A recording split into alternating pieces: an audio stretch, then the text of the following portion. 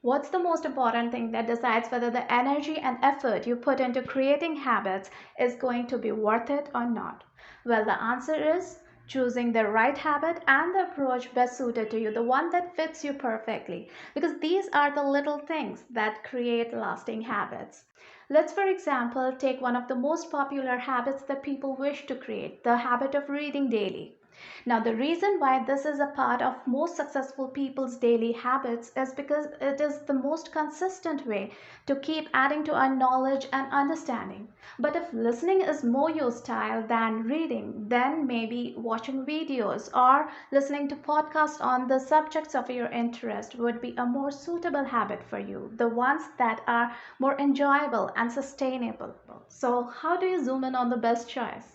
Well, that's what this video is all about, how to build habits that last by choosing the best approach and the right fit for you. Heads up, the fourth question is the one which adds that zing to your effort. Don't miss it.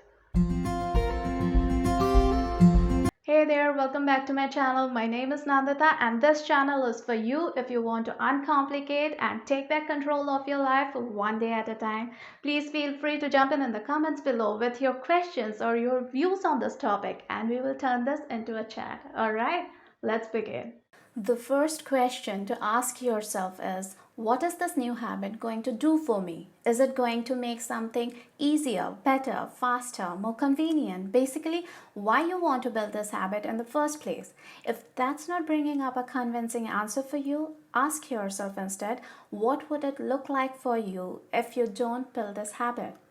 The reason we are asking this question is to find our conviction, the emotional connect of this choice for you. How involved are you with this choice? Because habits that are anchored in emotion last longer. They don't drift away when things with stronger motivation pop up on your radar. Like if you truly believe that you should get into the habit of exercising daily because it would mean having more energy to enjoy the things you want to do after work or on weekends, then there will be less chance of you falling out of this healthy habit. Because if you're convinced about its importance for you, it won't be the first thing to be put on the back burner when trying to fit in something new you are excited about or more convinced about. Plus, when you're convinced of the why behind your choice, it will make it easier for you to follow through with the actions even on days when you are running low on motivation.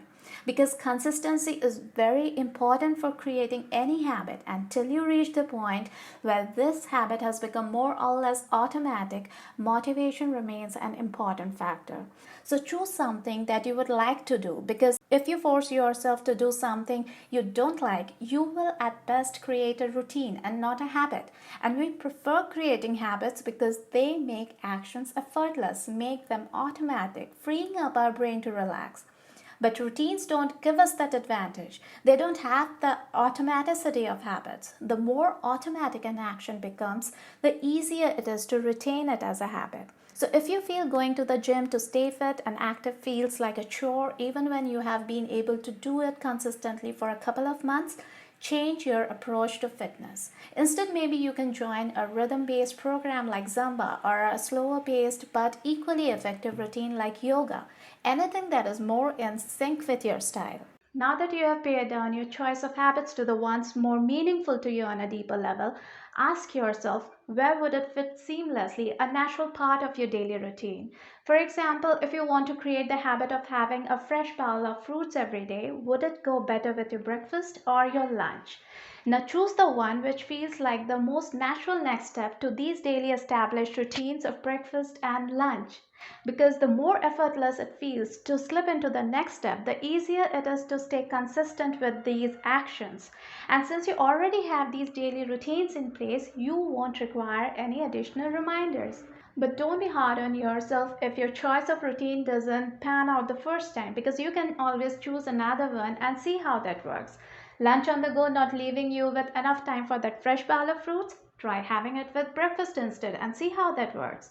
Make it as easy for you to follow as you can, because it's difficult to stay consistent with actions that demand more effort, and you surely know that consistency is one of the main things when you are trying to create a new habit. Now, here's a bonus tip for you. Remember not to take breaks longer than 1 day at a time when you are working on creating a new habit. And that brings us to the third important question to ask before you begin spending your time and energy on building a habit. Ask yourself, what's the smallest part of this routine that would work for me? What can I realistically handle? The idea is to basically stretch your comfort zone only one manageable step at a time. Let's say, for example, if your aim is to start swimming an hour every day, first find out your baseline. How frequently and how long are you able to do it right now? If it isn't a daily thing for you, focus on making it a daily part of your schedule at whatever time limit is comfortable right now, 15 minutes, 20 minutes, whatever.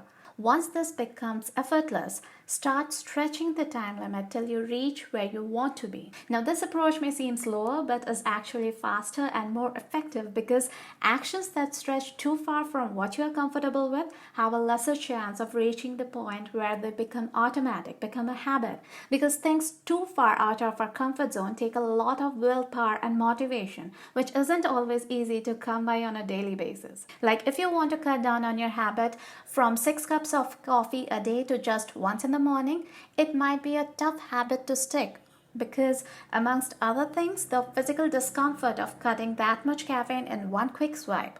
The better option would be to cut back gradually, like reducing to 3 or 4 cups or whatever feels doable first, and then building on that to reach just 1 cup of coffee in the morning.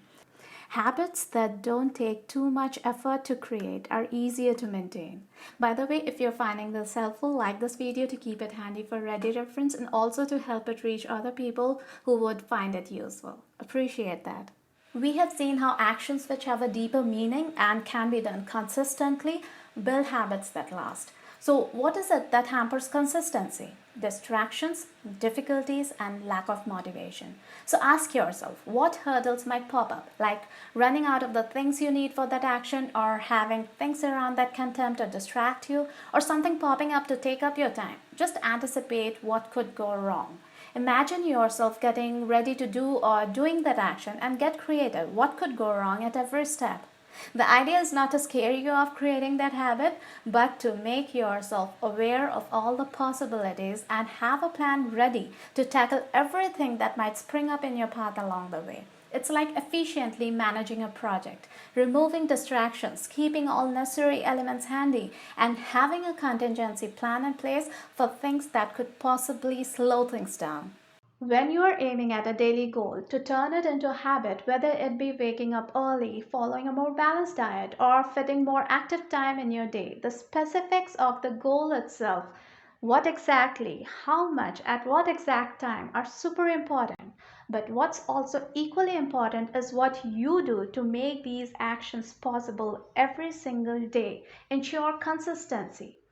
I call these the 3 P's of achieving goals. It's all there in this video up here, how to make smart goals even smarter. You go and watch it. You take care and I'll see you soon.